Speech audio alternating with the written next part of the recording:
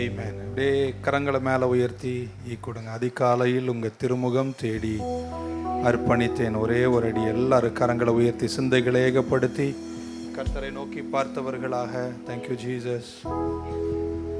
ஹல்லேலூயா. நன்றியோடு உம்மை துதிக்கிறோம். Yes Lord.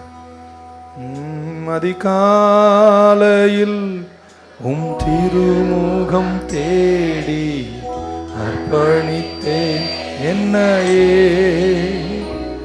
ஆராதனை துதி ஸ்தோத்திரங்கள் அப்பனே உமக்கு தந்தேன்.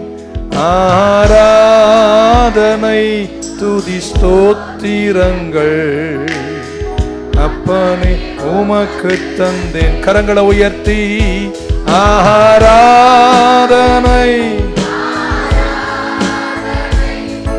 ஆராதனை ஆராதனை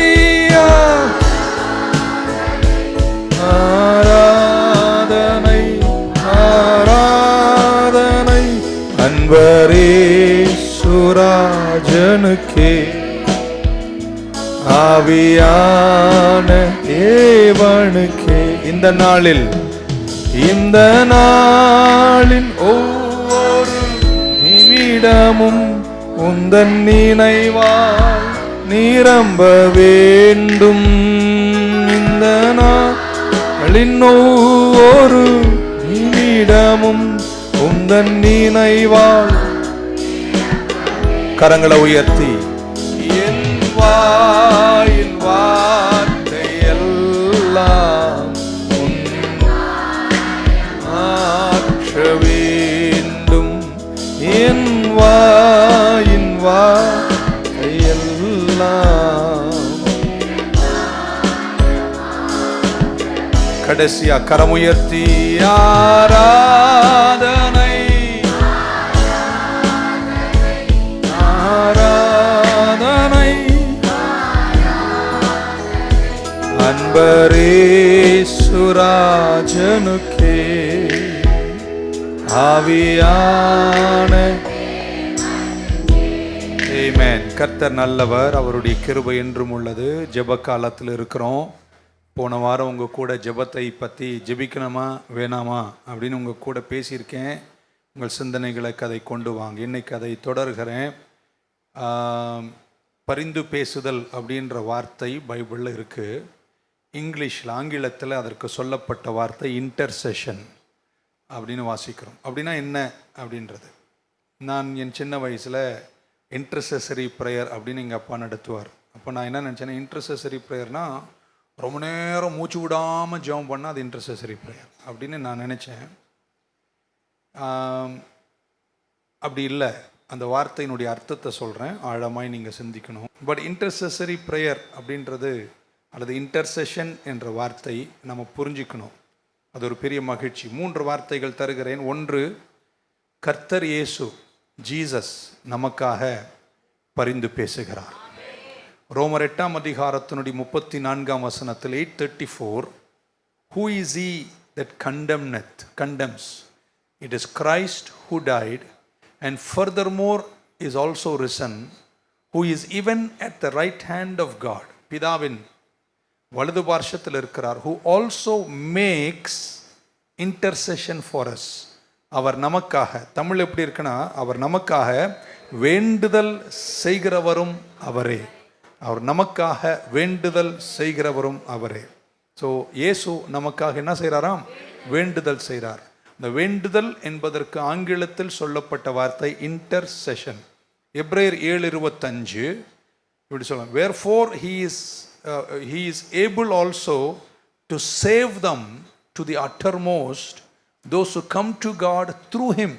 இயேசுவின் மூலமாய் பிதாவினிடத்தில் வருகிறவர்களை அந்த நாள் மட்டும் காப்பதற்கு அவர் வல்லவராக இருக்கிறார்.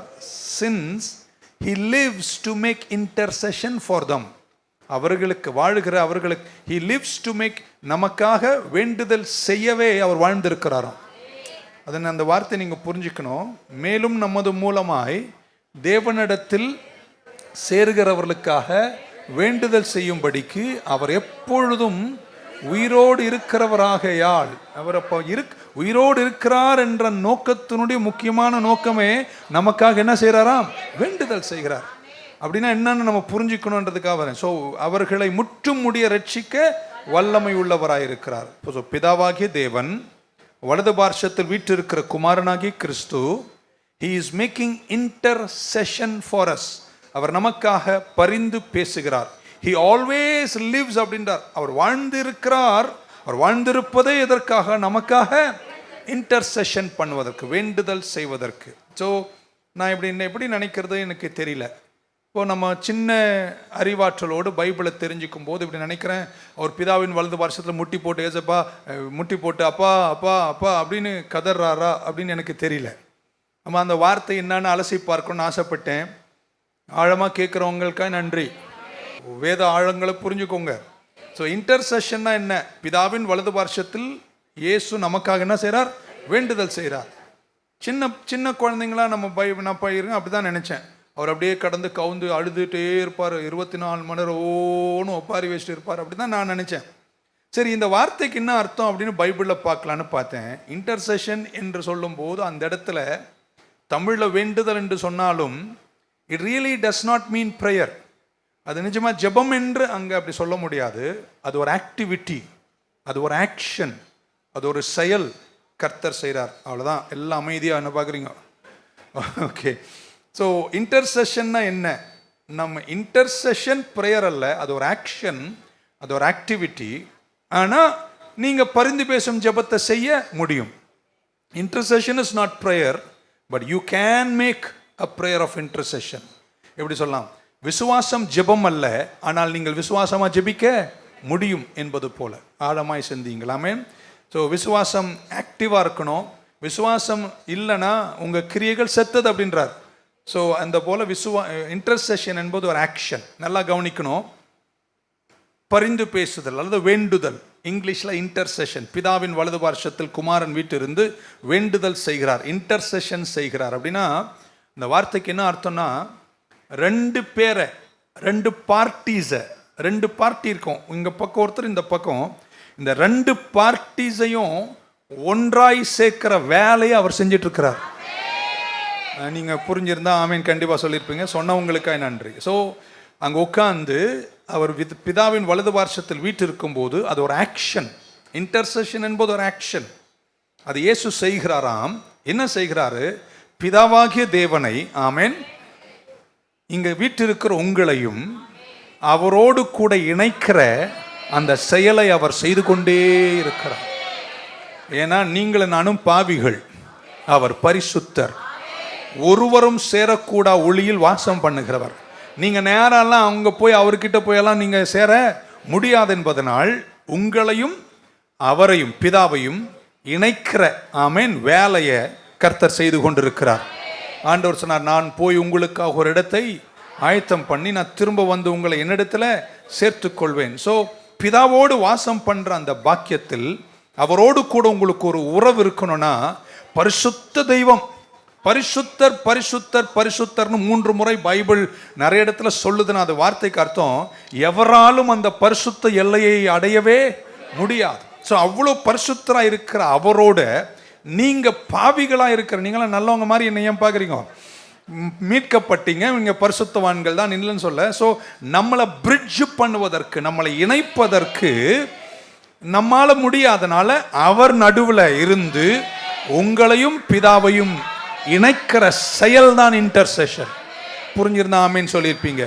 ஸோ இது இந்த இன்டர்செஷன் என்ற வார்த்தைக்கு எபிரேய மொழியில் என்ன சொல்லியிருக்குன்னு வார்த்தையை கொஞ்சம் அலசி பார்த்தோன்னா, சொல்லப்பட்ட எபிரேய வார்த்தை பகா, PAGA, பகா என்ற எபிரேய வார்த்தை தான் இன்டர்செஷன் என்பதற்கு பழைய ஏற்பாட்டில் சொல்லப்பட்ட வார்த்தை.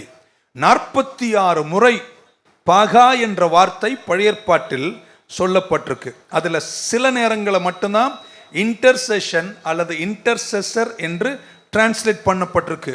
மற்ற நேரங்களில் பாகா என்ற வார்த்தையை வேறு அர்த்தங்களில் சொல்லப்பட்டிருக்கு எபிரேய மொழியில். நான் உங்களுக்கு 2-3 வசனத்தை பழைய ஏற்பாட்டில் காட்டுகிறேன். ஏன்னா இன்டர்செஷன்னா என்ன என்று நீங்கள் புரிஞ்சுக்கணும், அல்லது வேண்டுதல் இயேசு செய்கிறார் என்ற பரிந்து பேசுதல் என்பது என்னன்னு புரிஞ்சுக்கணும். ஜோஷுவா 17:10 ஒரு வார்த்தை காட்டுகிறேன். தென்னாடு எப்ராயிமுடையது, வடநாடு மனாசேனுடையது, சமுத்திரம் அதன் எல்லை, அதன் வடக்கே அசரையும் கிழக்கையும் இக்கரையும் தொடுகிறது. அந்த தொடுகிறது என்ற வார்த்தையை ஆமென் டிரான்ஸ்லேட் பண்ணியிருக்கிற வந்திருக்கிற எப்ரேய வார்த்தை பாகா என்ற வார்த்தை. தமிழில் படிக்கிறேன், இங்கிலீஷில் படிக்கிறேன். Southward it was Ephraim's, northward it was Manasseh's, and the sea is his border, and they met together, and they met together. Amen, hallelujah. Southward it was Ephraim's, northward it was Manasseh, and the sea was his border. Manasseh's territory was adjoining nu போட்டிருக்கு. King James வெர்ஷன்ல படிச்சீங்கன்னா and they met together. அந்த ரெண்டு சமுத்திரங்களோ அல்லது எப்ராயிம் வடக்கே தெற்கே இது ரெண்டும் இணைந்தது என்று சொல்லப்பட்ட ஆமென் met together. அங்க இங்கிலீஷை பார்த்தீங்கன்னா தெரியும், met togetherனு சொல்லப்பட்ட அந்த ஆங்கில வார்த்தை பாகா என்ற எப்ரேய வார்த்தையிலிருந்து மொழிபெயர்க்கப்பட்டிருக்கு. ஸோ they met together என்ற வார்த்தை இங்கிலீஷ் வேர்ட்ல இன்டர்செஷன். இப்போ நீங்க கவனிக்கணும், ஒரு ஆழமா ஒன்று சொல்ல போறேன். அந்த இன்டர்செஷனுக்கு இங்கிலீஷ்ல இன்னொரு வார்த்தையை நம்ம கொடுத்தோம்னா, நம்ம கொடுத்தா இப்படி கொடுக்கலாம், இன்டர்செக்ஷன். அப்படின்னா என்னங்க? இன்டர்செஷன்னா வேண்டுதல், பரிந்து பேசுதல். இன்டர்செக்ஷன் அப்படின்னா இங்க இருந்து ஒரு ரோடு போகுது, பட்டாபுரம்லேருந்து ஒரு ரோடு வருது, இந்த ரெண்டு ரோடும் மீட் பண்றது காமராஜ் சிலையாண்ட அப்படின்னு இருந்துச்சுன்னா அதுக்கு என்ன சொல்லுவாங்க? இன்டர் செக்ஷன் சொல்லுவாங்க. ஆமென் என்றது போல இன்டர்செஷன் என்பது இன்டர்செக்ஷன். இப்படி ஒரு வழி, இப்படி ஒரு வழி, இந்த ரெண்டு வழியையும் இணைக்கக்கூடிய அந்த சந்திற்கு, அந்த முனை இருக்கு பாருங்க, அந்த இடத்துக்கு இதை மெட் டுகெதர் அல்லனா என்ன சொல்ல இன்டர்செக்ஷன் என்று சொல்வார்கள். ரெண்டும் இணைந்தது, ஒன்று ஒரு வழியா இருக்கு, இன்னொன்று வேறு வழியா இருக்கு. ரெண்டு வழியையும் இணைத்து கடவுள் வழியா மாத்துகிற அந்த ஜாயினிங் பிளேஸ் இருக்கு பாருங்க, மெட் டுகெதர் பிளேஸ் இருக்கு பாருங்க, அந்த இடத்திற்கு பேரு தான் இன்டர்செஷன், அல்லது நம்ம இங்கிலீஷ்ல கொஞ்சம் மாத்தி இன்டர் செக்ஷன் என்று சொல்லலாம். ஆமென் சொல்ல மாட்டீங்களா? இன்னொரு வசனத்தை பாகாவுக்காய் காட்டுகிறேன். 19:11 I think King Jamesல இருக்கும். And their border went up, 19:11, and their border went up toward the sea and Marala and reached to the Dabasheth. என்ன பேரோ? ஆமென், தபாஷேத் ஏதாவது சொல்லுங்க. and reached போட்டிருக்கு, and reached to the river that is before Jokneam. அந்த reached to என்று எழுதப்பட்டிருக்கிற அந்த எபிரேய வார்த்தை பாகா என்ற வார்த்தை. ஆமென். ஸோ அவர் என்ன சொல்றாரு? அந்த பார்டரும் இந்த பார்டரும் சேர்ந்துச்சு பாருங்க, அந்த சேர்ந்த இடம்தான், அந்த சேர்ந்ததுன்னு சொல்லக்கூடிய அந்த வார்த்தை பாகா என்ற வார்த்தை. அதுக்கு இன்டர்செஷன் அல்லது இன்டர்செக்ஷன். ஆமென். புரிஞ்சு, இது இவ்வளவு தூரம் புரிஞ்சவங்க ஆமென் சொல்லுங்க பார்க்கலாம். இப்போ நீங்க புரிஞ்சுக்கலாம், நம்ம தேவன் கிட்ட அடையவே முடியாது, ஆனா உங்களையும் பிதாவாகிய தேவனையும் இணைத்தது யாருங்க? குமாரனாகிய கிறிஸ்து. ஆமென். ஏசாயா 59:16 இப்படி வாசிக்கிறோம், அந்த வார்த்தை அங்க வருது. and he saw, தேவன் பார்த்தார், no man, there was no man, and wondered that there was no intercessor. மனுஷனை பார்த்தாரு, மனுஷனையும் தேவனையும் இணைக்கக்கூடிய ஒருவர் இல்லை என்று அறிந்து, therefore his arm brought salvation unto him and his righteousness it sustained it. எங்களை தேவனையும் மனிதனையும் சேர்க்கக்கூடிய ஒருவர் இல்லை என்று அறிந்துதான் கிறிஸ்து நமக்காக இந்த பூமிக்கு வந்து பிதாவாகிய தேவனோடு, இப்ப நீங்க அவர்கிட்ட ஜெபம் பண்ணலாங்க, பிதாவே இயேசுவின் மூலம் வேண்டுகிறோம் பிதாவே அப்படின்னு சொல்லும்போது உங்களையும் ஆமென் பிதாவாகிய தேவனையும் தேவன் ஆண்டவராகிய இயேசு கிறிஸ்து இணைக்கிறார். ஆமென். இன்னொரு வசனத்தை காமிச்சிட்டு ஓடி போயிட முடிச்சிட்டேன். 53:12 இப்படி வாசிக்கிறோம். 53:12 therefore I will divide him a portion with the great. Amen. With the great, and he shall divide. நான் தமிழ்ல படிக்கிறேன். அவர் தம்முடைய ஆத்துமாவை மரணத்தில் ஊற்றி அக்கிரமக்காரரில் ஒருவராக எண்ணப்பட்டு அநேகருடைய பாவத்தை தாமே சுமந்து அக்கிரமக்காருக்காக வேண்டிக் கொண்டதின் நிமித்தம் அநேகரை அவருக்கு பங்காக கொடுப்பேன், பலவான்களை அவர் தமக்கு கொள்ளையாக பங்கிட்டுள்ளார். இங்கிலீஷ்ல and he was numbered with the transgressors, and he bare the sin of many and made intercession for the transgressors. நான் இப்ப அதை மாத்தி பேசுறேன். And he made intercession for the transgressors. மீறப்பட்டவர்கள் எண்ணப்படுவார் என்று எழுத அந்த வார்த்தை. அப்ப மீறப்பட்டவர்கள் எண்ணப்படுகிறார் என்ன அர்த்தம்? ரெண்டு கள்ளனுக்கு நடுவில் கர்த்தர் இருப்பார்னு அர்த்தம். இந்த கள்ளனா இருக்கட்டும் கொலைகாரனா இருக்கட்டும், அவனை பிதாவோடு இணைக்கிற இன்டர்செக்ஷன் யாருனா என் இயேசுதான். ஆமென். தேவனுக்கும் நமக்கும் இடையில் மிகப்பெரிய ஒரு பிரிட்ஜ், மிகப்பெரிய ஒரு கேப், ஒரு ஸ்குவாசம் இருந்தது. நாம் பாவிகள், நம்ம மீறினவர்கள் இருக்கீங்களா? அவர் என்ன பண்ணார்? ஒரு பாலம் போல வந்து பாவியையும் பரிசுத்த தேவனையும், பாவியாயிருந்த உன்னை அவர் பரிசுத்த தேவன் கிட்ட நீங்க போக முடியாது, உங்களை கழுவி சுத்திகரிச்சு அவர் இரத்தத்தால் உங்களை பூரணமாக்கி தேவனோடு கூட இன்டர்செக்ட் பண்ணி, அப்ப ஒரு பிதாவின் வலது பார்சத்தில் வீட்டிலிருந்து ஒப்பாரி வைக்கல. அவர் என்ன வைக்கிறார்? உங்களையும் பிதாவையும் இணைக்கிற வேலையில் இருந்து கொண்டே இருக்கிறார். ஒரு அல்லே சொல்ல மாட்டீங்களாங்க? சோ பரலோகத்தில் என்ன நடக்குது? What is going on in heaven? ஆண்டவர் நமக்காக பரிந்து பேசுகிறார். அல்லே சொல்ல மாட்டீங்களா? இப்ப பக்க சொல்லுங்களேன், நான் ஜெபிக்கிறேன்னு சொல்லுங்களேன். சொல்லாததெல்லாம் ஜெபிக்காததுங்க. ஸோ இன்னொரு வாட்டி சொல்லுங்க, நான் ஜெபிக்கிறேன் அப்படின்னு. இப்போ நீங்கள் ஜெபிக்கிறீங்கன்னா ஆண்டவர் ஜெபிக்க என்ன தெரியுமா கற்றுக் கொடுத்தாரு? பரமண்டலங்கள் இருக்கிற. இப்போ நீங்களும் தேவனும் ஒன்னாகிறதுக்கு அவர் நடுவில் இருக்காரா? உங்களை இன்டர்செக்ட் பண்ணுறாரா? ஓகே, இப்போ நீங்கள் ஜெபிக்கிறீங்க. ஆண்டவரே 10 நாள் நாங்கள் ஜெபிக்கிறோம்ப்பா, இவன் ஜெயிச்சிக்கப்படணும், இது நடக்கணும், என் குடும்பம் நல்லா இருக்கணும், என்னுடைய சந்ததி அப்படின்னு நீங்கள் ஜெபிக்கும் போது, ஆமேன், உங்கள் ஜெபம், உங்க பரிந்து பேசுதல், உங்க இன்டர்செஷன் பிதாவா பரலோகத்திற்கும் பூமிக்கும் ஒரு இன்டர்செக்ஷனாக கர்த்தர் மாற்றி சரியான நேரத்தில் பரலோகமும் பூமியிலும் உங்க வேண்டுதல் அதை சந்திக்க வைக்கிற பரிந்து பேசும். ஓகே ஓகே, பக்கத்து இன்னொரு வாட்டி சொல்லுங்க, நான் ஜெபிக்கிறேன்னு சொல்லுங்க பார்க்கலாம். ஸோ இயேசு என்ன செய்கிறார்? பரிந்து வேண்டுதல் செய்கிறார், இன்டர்செஷன் பண்றார். அப்படின்னா நம்மளை அவரோட இன்டர்செக்ட் பண்றார். இன்னும் கொஞ்சம் பேசினா போல. ரெண்டாவது யார் பரிந்து பேசுகிறார்கள்? ஒன்று இயேசு, ரெண்டாவது பரிசுத்த ஆவியானவர். எல்லாரும் சொல்லுங்க பரிசுத்த ஆவியானவர். நேரம் நமக்கு கடந்து போச்சு. ரோமர் 8:26, 27, 26, 27 book of Romans. Likewise the Spirit also helpeth our infirmities, for we know not what we should pray for as we ought to. எப்படி ஜெபிக்கணும்னு எனக்கு தெரியாது. என் கஷ்டத்தில், என் துன்பத்தில் எனக்கு எப்படி ஜெபிக்கணும்னு எனக்கு தெரியாது. ஏன்னா பிதாவின் சித்தம் எனக்கு தெரியாது. But the spirit it self, எனக்குள்ள இருக்கிற ஆவியானவர், மேக்கத் இன்டர்செஷன், என் சார்பில் அவர் எனக்காக என்ன செய்கிறாராம்? வேண்டுதல் செய்கிறார். With groanings which cannot be uttered, and he that searcheth the hearts knoweth what is the mind of the Spirit. பரிசுத்த ஆவியானவருக்கு தேவ சிந்தை தெரியும் என்பதனால் he makes intercession for the saints according to the will of God. தமிழ்ல நீங்க வீட்டில் போய் படிங்க, நேரம் எனக்கு இல்லை. தேவ சித்தத்தை அவருக்கு தெரியும் என்பதனால் தேவ சித்தத்தின்படி ஜெபிக்க பரிசுத்த ஆவியானவர் உங்களுக்கு உதவி செய்து உங்கள் சார்பில் உங்களுக்காக ஜெபிக்கிறவங்களாம் ஒரு அல்லே சொல்லுங்க பார்க்கலாம். என்ன சொல்றாருன்னு ஷார்ட்டா சொல்றேன். உங்களுக்கு நீங்க பாவம் நிறைஞ்ச உலகத்துல, விழுந்து போன உலகத்துல எப்படி ஜெபிக்கணும் என்று உங்களுக்கு என்ன செய்யாதான்? தெரியாதாம். ஆனா உங்க சார்பில் பரிசுத்த ஆவியானவர் உங்க கூட இருந்து உங்களுக்காக உங்களை வச்சு வேண்டுதல் செஞ்சு அவர் சித்தத்தை புரிந்து கொள்கிற ஆவியானவர். இவ்வளவு தூரம் புரிஞ்சவங்க ஒரு அலையிலே சொல்லிடுங்க பார்க்கலாம். ஆமென்.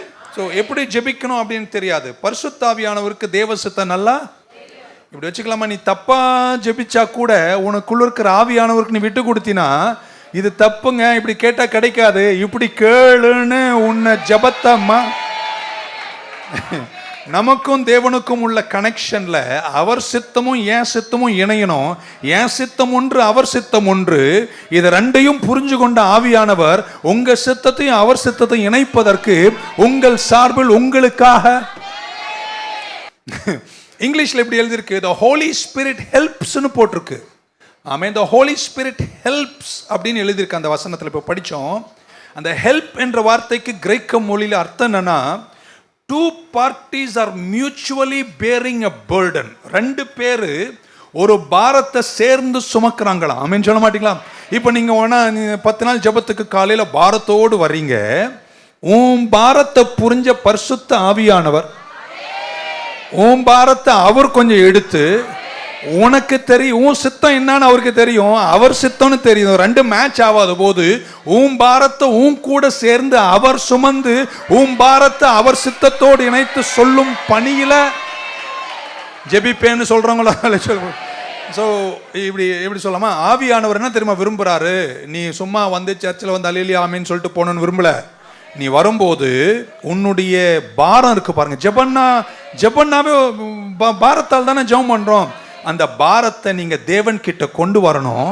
அதை எப்படி சொல்லணும் என்று உனக்கு தெரியாத போது அவர்கிட்ட சொல்வதற்கு உன் பாரத்தை அவர் சேர்ந்து உனக்கு சொல்லும் உதவி செஞ்சு உனக்காய் பரிந்து பேசி அந்த ஜெபத்தை கர்த்தர் உங்களுக்கு வெற்றியாய் நடத்தும். ஷார்ட்டா அப்படி சொல்லட்டுமாங்க, ஜெபத்துக்கு என்னங்க definition? What is the definition of prayer?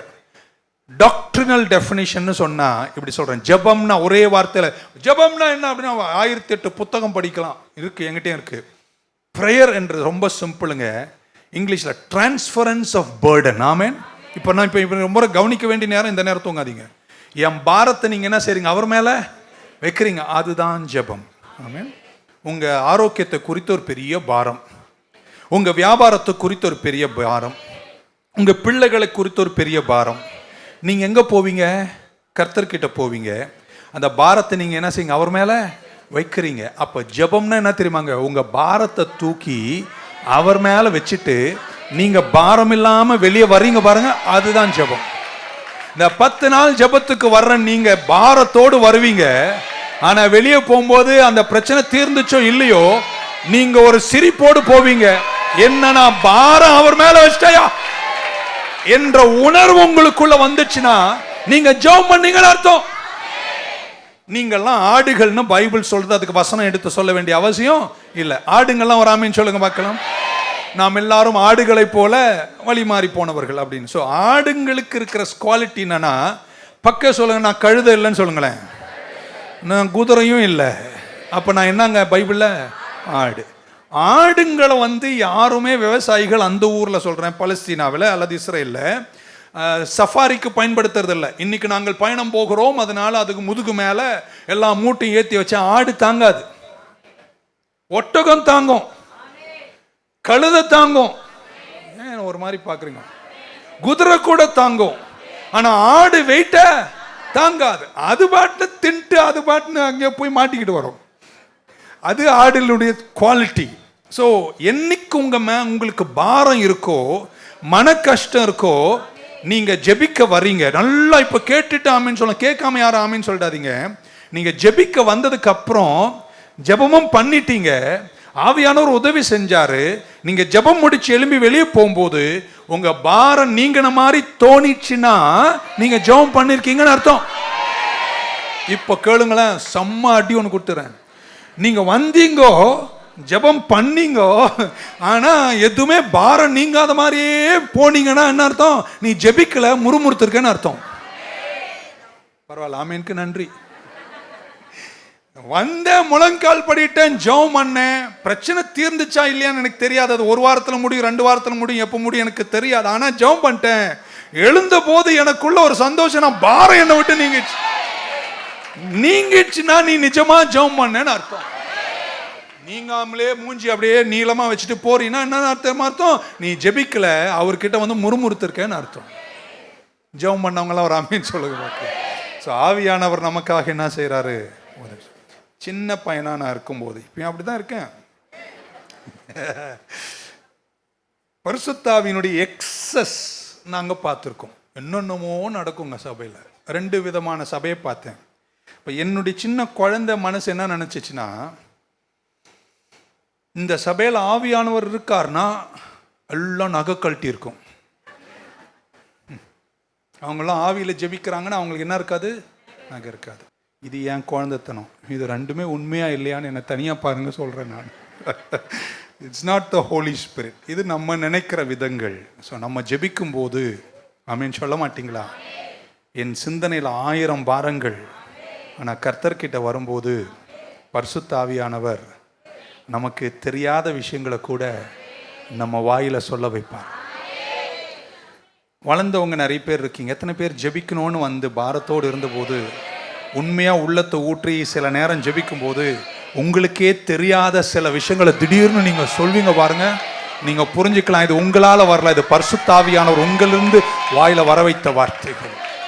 எங்கேயோ பிரசங்கம் கேட்டிருப்பீங்க, அந்த வார்த்தையெல்லாம் மறந்து போயிருப்பீங்க. ஆனால் ஆவியானவர் திடீர்னு அதை நினைவு ஊட்டி இப்படி ஜெபம் பண்ணுன்னு டக்குன்னு சொல்வார். ஆவியானவர் எனக்காக பரிந்து பேசுகிறார். Number 1 Jesus intercession. 2 Holy Spirit intercedes. 3வது பக்க சொல்லுங்க, நான் பரிந்து பேசுகிறேன். we are interceding. ஆமென். நம்ம ஜெபிக்கும் போது நம்ம தேவனுக்கும் இந்த பூமிக்கும் இடையில உங்க ஜெபம், நீங்க ஒரு பாலம், நீங்க ஒரு இன்டர்செக்ஷன். 1 தீமோத்தேயு 2:1 வாசிக்கிற நேரம் ஆயிட்டு முடிக்கிறேன். 2:1 and 2 of 1 Timothy, I exhort therefore that first of all, எல்லாம் சொல்ல முதல்ல, supplications, prayers, intercessions and giving of thanks be made for all men, for kings and for all that are in authority, that we may lead a quiet and peaceable life in all godliness and honesty. இயேசு கிறிஸ்து பரிந்து பேசும் வேலையை செஞ்சிட்டு இருக்கிறாரு.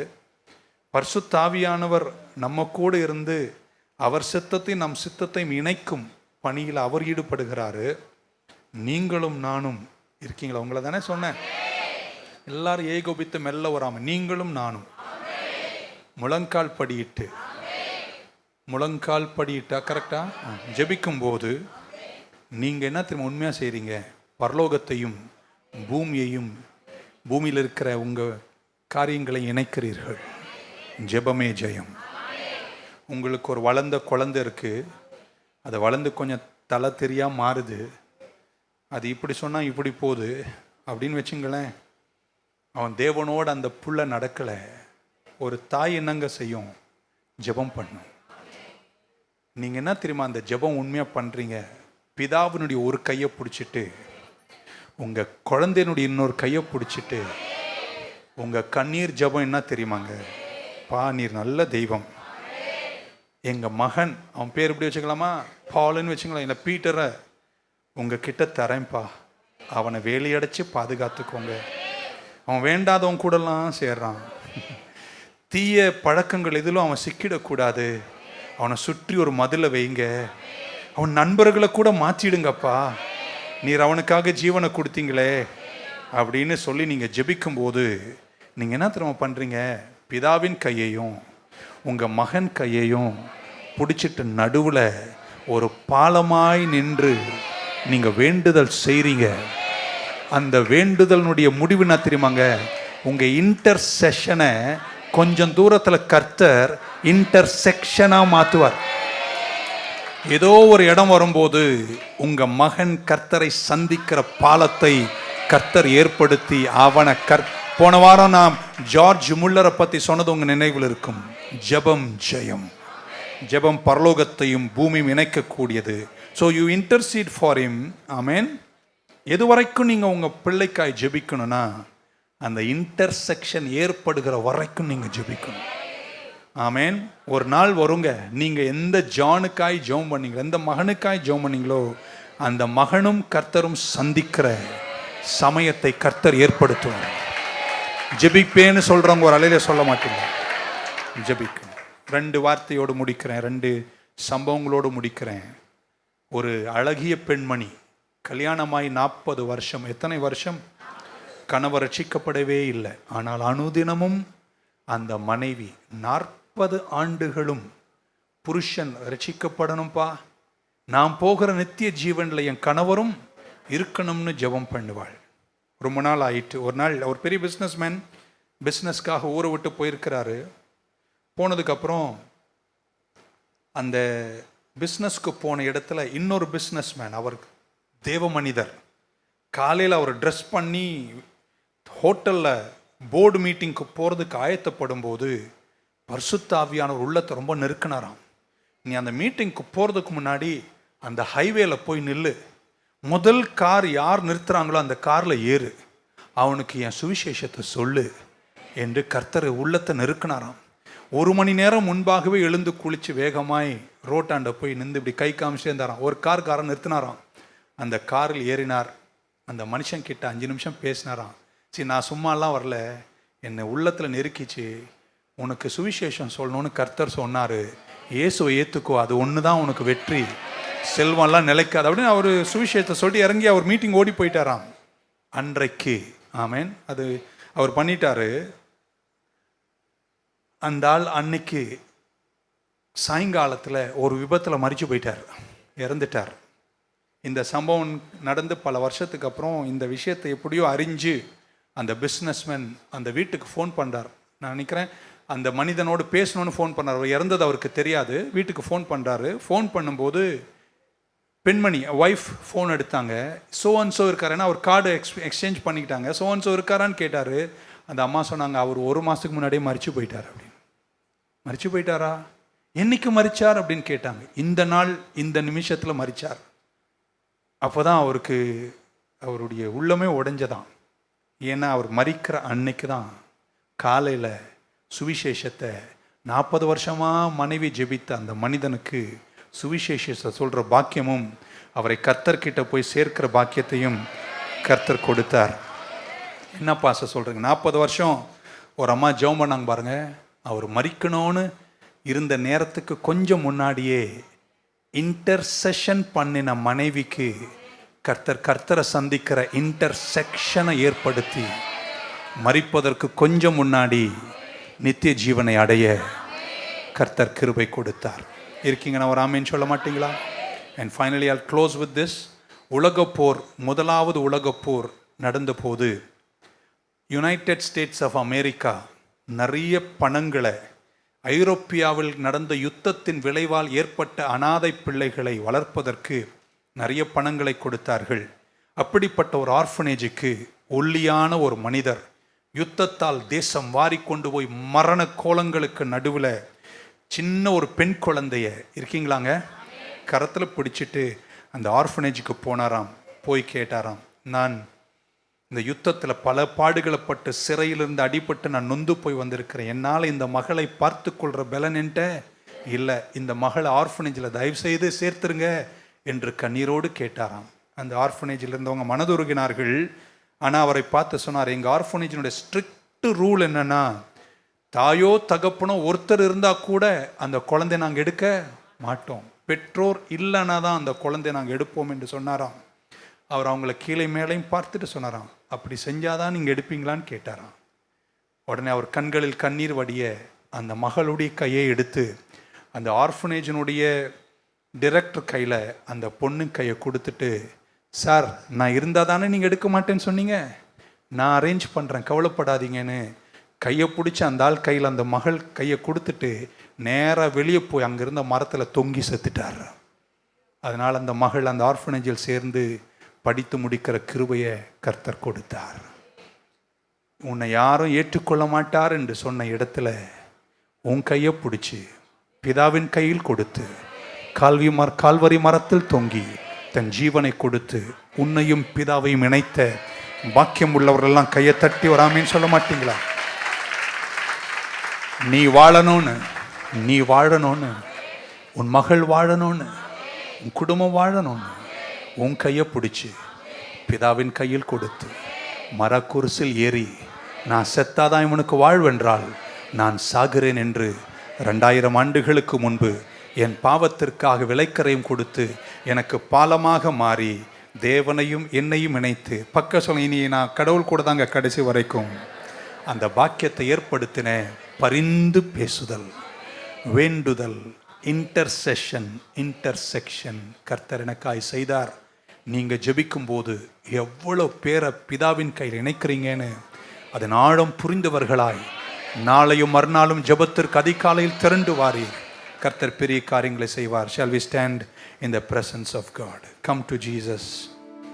Quickly stand in the presence of God. We are run short of time.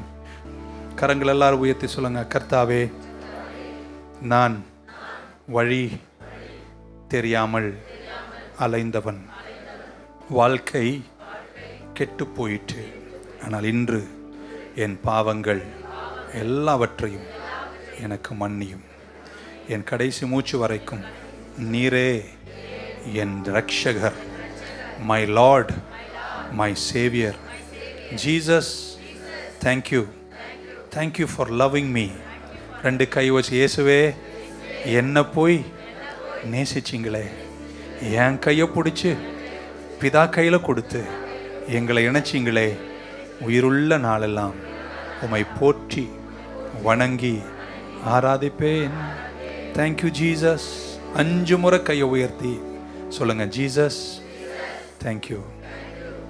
இன்னொரு முறை சொல்லுங்க, Jesus thank you. ஓ, இங்கிலீஷில் சொல்கிறேன்னு சொல்லுங்க, இயேசுவே நன்றி, நன்றி இயேசுவே, நன்றி இயேசுவே, நன்றி இயேசுவே, நன்றி இயேசுவே,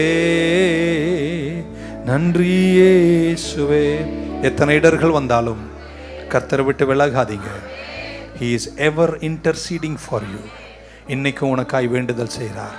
உன்னை தேவனோடு இணைச்சிட்டே இருக்கிறார். சீக்கிரம் வெற்றியை காண்பீங்க. கைவிடா தெய்வம் உங்க கூட இருப்பார்.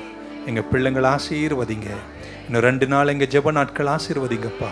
பெரிய காரியங்களை செய்யுங்க, அற்புதமாய் நடத்துங்க. எங்கள் வாழ்க்கையில் எதெல்லாம் எங்களுக்கு ஜெபிக்க தெரியாதோ, ஆவியானவர் எங்கள் மூலம் பிதாவோடு இணைந்து உங்கள் சித்தத்தை எங்கள் சித்தத்தை இணைக்கக்கூடிய வழியில் எங்களுக்காய் வேண்டுதல் செய்வதற்கு நன்றி. இந்த காலங்களின் வெற்றிகளை, நிறைய சாட்சிகளை எழுதி முடிக்க கிருபை தாங்கன்னு வேண்டி ஜெபிக்கிறோம். இயேசு கிறிஸ்துவின் நாமத்தில் ஜெபிக்கிறோம் நல்ல பிதாவே.